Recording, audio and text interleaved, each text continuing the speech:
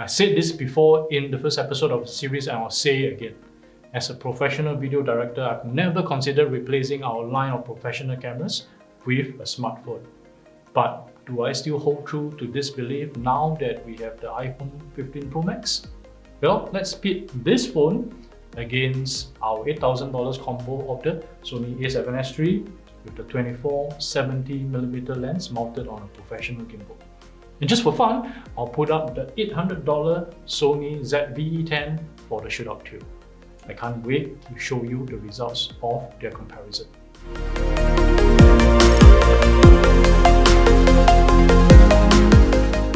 Now, over the previous two episodes of this new iPhone 15 series, I've talked about the 15 Pro Max's video features as well as the 15 Plus.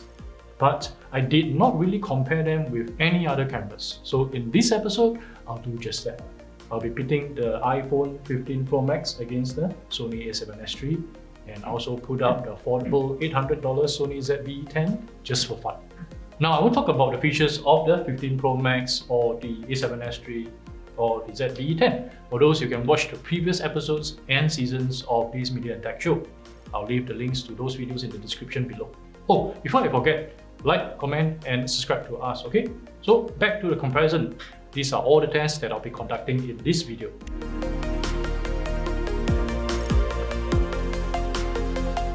Again, in addition to this performance test, I'll also share with you my take on whether you should be getting the iPhone 15 Pro Max solely for its video capabilities, especially after you see the results of all these tests. So be sure to watch all the way to the end.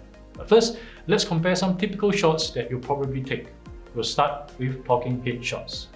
You see, here at Lens, we produce a lot of talking head videos, from interviews to educational videos to testimonial videos to clients telling their stories. Talking head videos form a substantial portion of our video portfolio. So I guess it's befitting to start from here. But instead of showing them one at a time to you, right, I'm going to show all three at once. Now remember the three cameras being the iPhone 15 Pro Max, the Sony a7S III, and the affordable Sony ZV-E10. Now can you tell me which is which? Now I'll show you one at a time, full screen. This is A, this is B, and this is C. And here they are again side by side. Which is the iPhone? Now if you guess C is the iPhone, congratulations. It's not so hard to guess, right? Considering the other two have nice natural bokehs or background blurs behind the subject. Yes, I was using just the normal video mode on the iPhone, hence there wasn't any background blur. In this next test, let's dial it up a notch with the cinematic mode turned on for the iPhone to get that background blur. Here we are doing a comparison of walking shots. Now, walking shots are also quite common for us, especially when it comes to real estate videos. In many bureaus, we also shoot walking shots of the client to liven up the otherwise pretty boring video of them just talking. Anyway, here are the three walking footages side by side. Oh, in case you're wondering, the positions of the shots might have changed. So again, which one is which? This is A. This is B. And this is C. And here they are again side by side. So which is the iPhone 15 Pro Max? Surprise, it's actually B this time. Can you see what gives it away? If you cannot see it, let me show you. Here, you see that computational background blur that isn't perfect enough to separate the subject from the background. But honestly, if I didn't tell you, would you have known? Next, let's compare some landscape shots. This one is simple enough. On the iPhone, I switched to the 0.5x lens, and the two cameras here, right, we use an equivalent 14mm ultra wide angle lens. And we just did a simple pan shot. So here they are, three of them side by side shots from the three different cameras. Can you tell which is which? Okay, for landscape shots, right, you need to see it on a full screen landscape orientation. This is A, this is B, and this is C. And here they are again side by side. So again, which is the iPhone 15 Pro Max? Honestly, if you ask me, I probably cannot tell too. The only one I can single out is the E10, which because of its APS-C sensor, right, the footage isn't as wide as the other two. Anyway, the iPhone is the second one still this time. What do you think of the 15 Pro Max landscape shots? Next up, macro mode. Now admittedly, we almost never take macros in our client videos. So for us, this is purely for the sake of testing.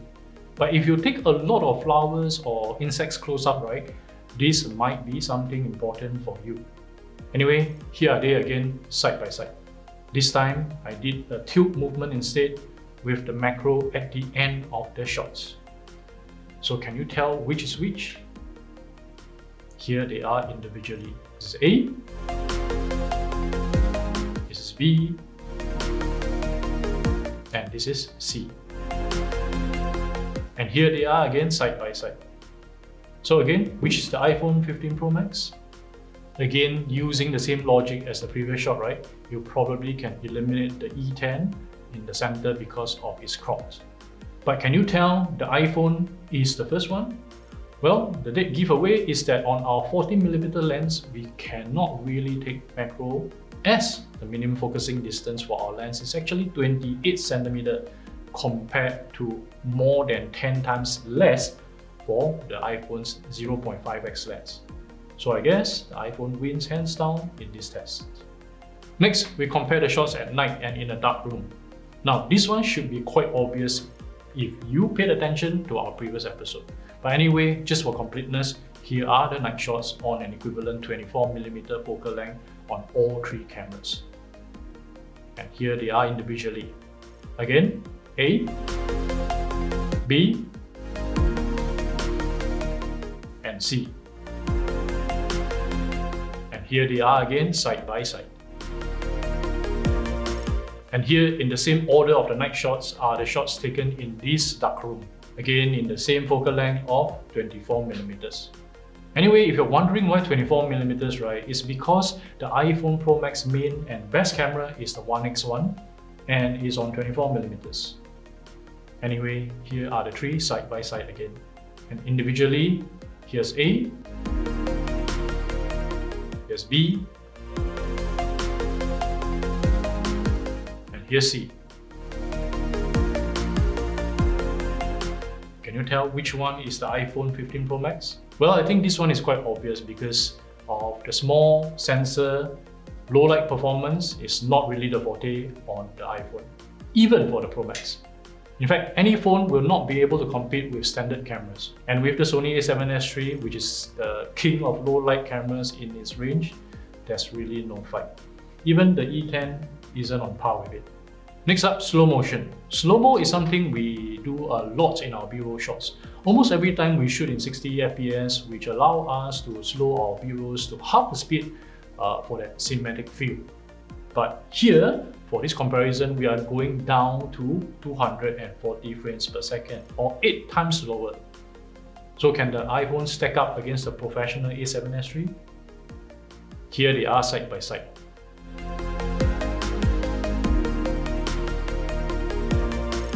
And here they are individually.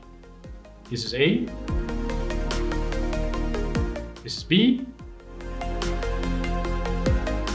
and this is C. And here they are again, side by side. Can you tell this time which is the iPhone's video? Well, I think this time it's quite obvious, right? If you chose B, you're right. What's the giveaway? Yes, it's the lack of bokeh in the distance. For the iPhone, it cannot do cinematic mode with slow-mo. So I personally think that the cameras win this time around. Second last test, and we're pitting the Tele capabilities of the three cameras. So here are all the 120mm shots side by side. And here they are individually. A,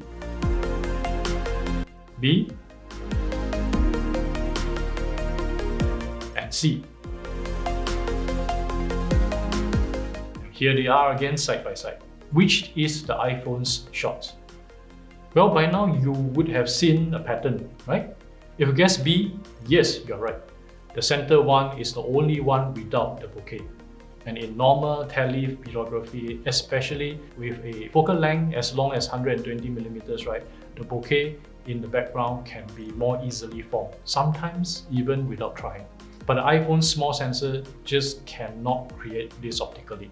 Last test now, and we are comparing the stabilization of the cameras. Now, all three cameras here have some form of stabilization. The A7S III has in-body image stabilization or IBIS, combined with some zoom lens which have lens stabilization. The A7S III can reduce some jittery movements, but it's not good enough still in my opinion. Similarly, the E10, being a beginner's camera, isn't really a contender for stable shots too, especially since it doesn't even have IBIS. But the iPhone, wow, the stabilization is really some level 20 wizardry here. And combined with action mode, right, the stability of the shots is crazy. So to allow the two Sony cameras to have a chance, we mounted them on the DJI RS2, which is a professional gimbal that reduces shakes. Anyway, here are the shots of me running behind my wife. And here they are again individually. Here's A and B and C. Here they are again side by side. Which is the iPhone's shot? Did you guess C? If so, congratulations. Was it the bokeh that gave it away again? I think you're seeing a pattern here, right? Anyway, just for fun, here's the A7S III shot without the gimbal. So what's the verdict after these 8 tests? Well, granted, there are a lot more comparisons that I could have made. For instance, I can compare the S-Log profile of the Sony camera versus the iPhone's ProRes log. But then again, this will become like an editing comparison, which isn't all that relevant. We can also compare other things like the battery life, their portability, the selection of the lens, so on and so forth. But for this video, I'm just testing the more everyday uses of these cameras and features that you might actually use to shoot your personal, business, or travel videos. Anyway, back to the verdict. I guess the iPhone 15 Pro Max and the Sony A7S III, well, they are totally different genres of cameras. Yes, if we compare them in terms of performance, surely when it comes to natural bokeh and low light performance, the A7S III wins hands down. But the iPhone can also carry its weight in terms of stabilization and its macro mode. Well, compared at least to our 14mm lens. My point is this: if you want to really shoot professionally and especially commercially, where you are producing client videos, right, you probably need professional cameras like this A7S III or something even more upscale than this. But if you are solely shooting for your own personal videos, for social media, or for your own keepsake, then the iPhone will do. But here's another argument now. Do you need an iPhone 15 Pro Max for your personal videos? We are back to the dilemma presented in episode 2. Now you see, the iPhone 15 Pro Max is really an impressive video camera tucked into a small smartphone form factor. It can be carried anywhere, and you probably will have it on you a lot more than a mirrorless camera attached to a big lens. But however impressive it is, right, it still cannot beat a mirrorless camera like the A7S III. In fact, compared to the cheap $800 ZVE10, the iPhone cannot compare in some avenues like low light and bokeh. So who is this phone for really? I mean, if you're doing shoots professionally, get yourself a mirrorless camera and a good lens. If you're shooting casually, then something like the regular iPhone 15 or 15 Plus should suffice. So honestly, I find this phone very hard to recommend. I personally have a use for it, but 99% of those who bought this phone will never use any of the Pro video features. Anyway, for comparison of this 15 Pro Max against the 15 Plus, subscribe and get notification to our next episode, which I'll be pitting those two cameras together. I'll see you then. Meanwhile, watch this video for more of the 15 Plus.